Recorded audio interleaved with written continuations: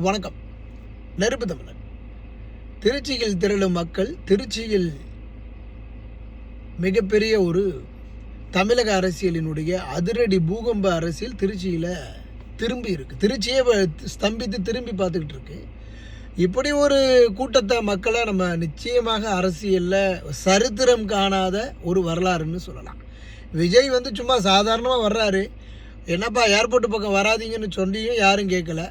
ஏர்போர்ட்லேருந்து மரக்கடைக்கு போகிறதுக்கே மத்தியானம் 1 மணி ஆகிடும் போல். அதுக்கப்புறம் இவர் எங்கே மத்தியானம் பக்கத்தில் எல்லா கூட்டத்துக்கு போகிறது? இங்கேருந்து ஒரு 2 கிலோமீட்டர் போகிறதுக்கே ஒரு 3-4 மணி நேரம் ஆகிடும் போல். எப்படி விஜய் சுற்றுப்பயணத்தை மேற்கொள்ள போகிறாரு? இவ்வளவு கூட்டம், அதுக்கே அவன் கதற ரத்தம் கைக்கு செத்து போயிடுவாங்கிற மாதிரி.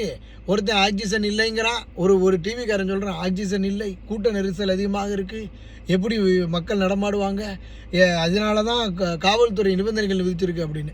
அப்போ விஜயை பார்க்க வர்றவங்க எல்லாத்துக்கும் விஜய் என்ன ரஸ்னா கொடுப்பாரா? திருச்சியில் ரஸ்னாவும் அந்த ரூபியும் தான், கொஞ்சம் பெப்சி தான் ஃபேமஸ்ஸு. அதை வாங்கி கொடுத்துக்கிட்டு இருப்பாங்களா? ஏப்பா அவன் டெய்லி குடிச்சிக்கிட்டு செத்துக்கிட்டு இருக்கிறான், தினந்தோறும் குடிச்சிட்டு சாவுறான், தினந்தோறும் குடிச்சிட்டு வெட்டிக்கிட்டு சாவுறான், தினந்தோறும் குடிச்சுவிட்டு வண்டியில் போய் முட்டிக்கிட்டு சாவுறான். என்ன எப்படியெல்லாம் தினந்தோறும் குடிச்சுவிட்டு செத்துக்கிட்டு இருக்கிறான். இவர் விஜயை பார்க்க கூட்டம் வந்ததுனால மயங்கி விழுங்குறாங்களாம், ஆக்சிஜன் கிடைக்கலையா?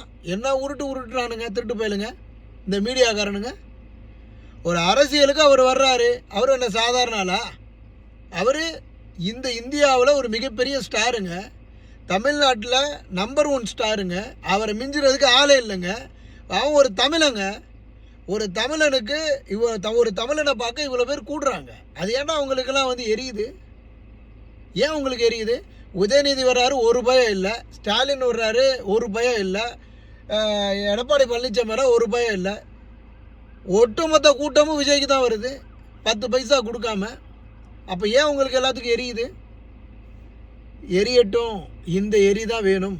தமிழக வெற்றி கழகத்தினுடைய ஒரு பிரம்மாண்டமான ஒரு அரசியல் களம் தொடங்கி இருக்கு. வாழ்த்துகள். புரட்சி வெல்லட்டும், தமிழக கழகம் வெல்லட்டும், காலம் பதில் சொல்லட்டும்.